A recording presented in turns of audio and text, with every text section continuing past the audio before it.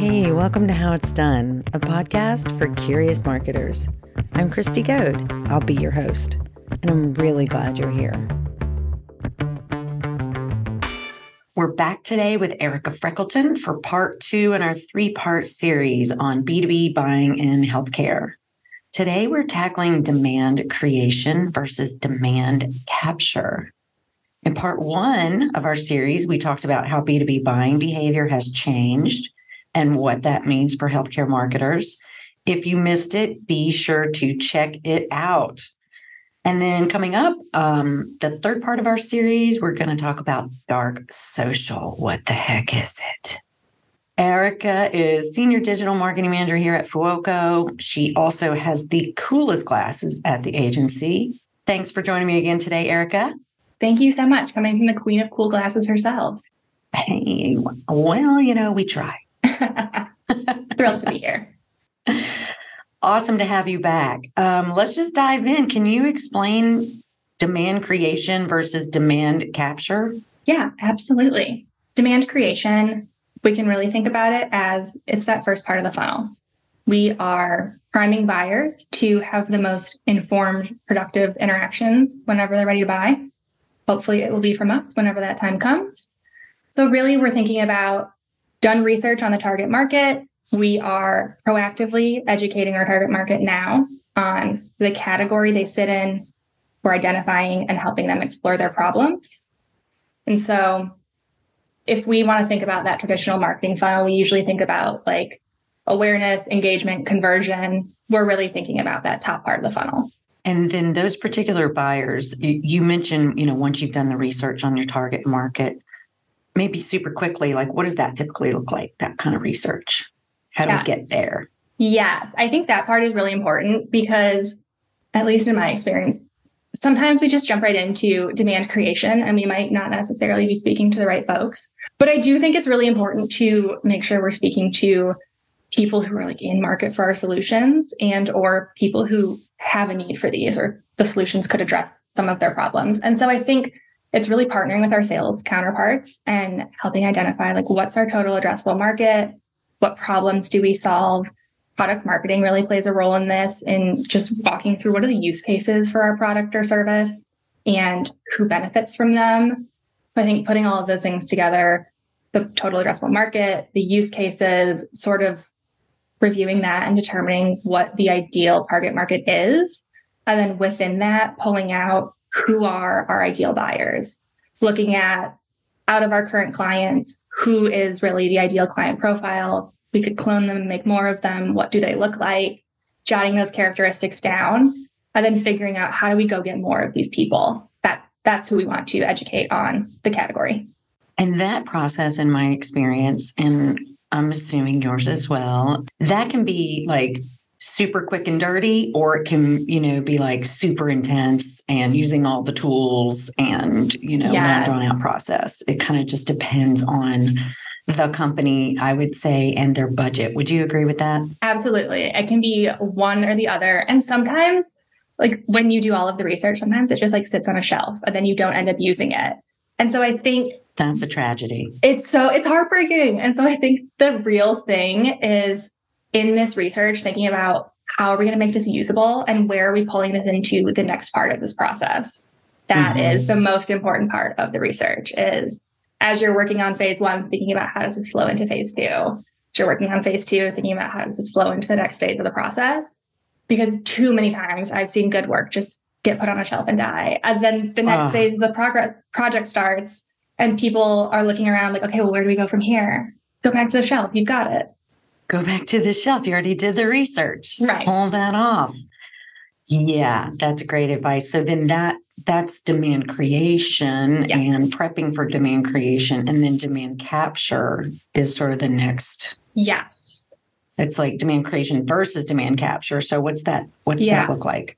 So I would say like demand creation is the bulk of your time. But then once we get down to demand capture, this could look a lot like lead gen, but I want to say that it's not. I need you to talk about that. Yes, it's more targeted than lead gen. So lead gen feels like we are going out and we're just saying, we need you to come here and fill this form out. Like we're kind of like pushing these things onto people and trying to get their information. And demand capture is much more of you're going out and you're just putting yourself in a place where you can acquire those prospects who are already ready to convert. They've gone through that demand creation phase already. They can name their problems. They're looking for something. So it's fundamentally different just based on the interest of the buyer or the interest of the person we're talking to. We're showing up when they're in a buying mindset, and we're presenting them with a really thoughtful path to conversion and not a moment sooner. And that's what lead gen gets wrong. Okay. So maybe take our listeners back to part 1 of the series. This is related to part 1 of our series, is it not? And yes. If so, remind us that relationship. Yeah. So I think really in part 1, we talked about how things have evolved and what consumers expect and sort of where the market has gone and where marketers should be spending their time. And if we think about where marketers are spending their time, they're spending so much of their time on this lead gen capture piece of the puzzle. And really, they need to shift it up a bit to that awareness, education, think about how we're creating these really informed buyers who are primed to have these conversations with our team, increase that deal velocity. And so it's just shifting our energy as marketers, our time, our energy, our investment, our marketing dollars up the funnel, and then really getting targeted about the demand that we want to capture. And like you said in part 1, you said like, that's really hard. It's a lot harder because but if you do spend that time up front and really think about what that looks like and really think about the content and what people would be searching for or looking for or pondering, they might not even know what they're looking for, but, really identifying what that looks like and what that journey looks like so that you're creating the right content. It's a little bit harder up front, but like we discussed, if you can do that and really invest that time up front and then stick to the program, yes, it's going to pay off in spades over time. Yes, it feels really, really scary to spend less time on the demand capture piece of the puzzle. But if we think about just like where we as people spend most of our time, like we're also buyers as we go through our day-to-day lives. If we think about like where both of these activities happen and where we spend most of our time, we spend a lot of our time kind of just as B2B buyers, bopping around on LinkedIn, seeing what our peers are posting, gathering opinions, thinking, oh, I didn't know that my company was struggling with that problem. But now that you've put words to it, I have a name for that. So that's really the first part of the problem there, demand creation. That's where we spend the bulk of our time. And then it's only once we've had a pain point that's moved us to action that we get into that, I'm ready to convert. I need to go seek out somebody to solve this problem for me. And that's where you then present the prospect with, okay, I don't know how they knew, but it was the right moment in time. And they're here with, a way to contact them. It feels like magic, but it's not. It's just really great research. Like it's good research and good marketing. And so you're kind of hitting on my next question, like where do they both happen, this demand creation, demand capture? Yes. So demand creation is really taking place anywhere that people are spending time validating problems, identifying solutions, all of those kinds of things. So we're looking at LinkedIn, podcast platforms, Spotify, Apple, anywhere you're listening to audio content, YouTube. It could be happening in LinkedIn groups. Those are also very popular. But also we're talking about things like Slack groups, Discord, even Reddit. Reddit's a really popular one. I often go there for unfiltered opinions on like, I want to see what people are talking about, this product name Reddit, and let's see how real people feel about it.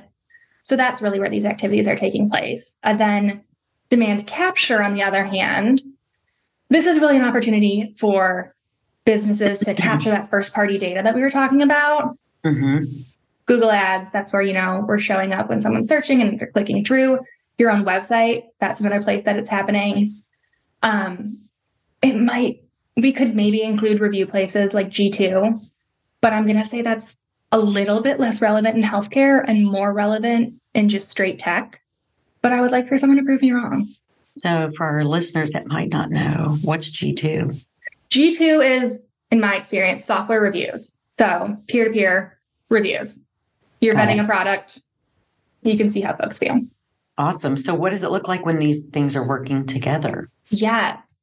So when all of these things are working together, it really starts with that create demand on those dark social channels that we are so excited to talk about. And Can't wait to talk about that in part 3. Yes. So people are on LinkedIn, they're hearing things on podcasts, they are in their LinkedIn groups, and they're starting to get interested. They're starting to be able to articulate what they need. They are getting ready to take that next move.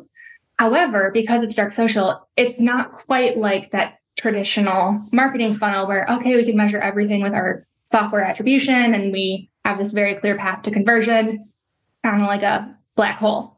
So it goes from that and then into capture demand, bottom part of the funnel. And then we could also step into other categories, and there's a concept of damning demand if you'd like to get into that. Damning demand. Why would you do that? Yes. Is that a good thing or a bad thing?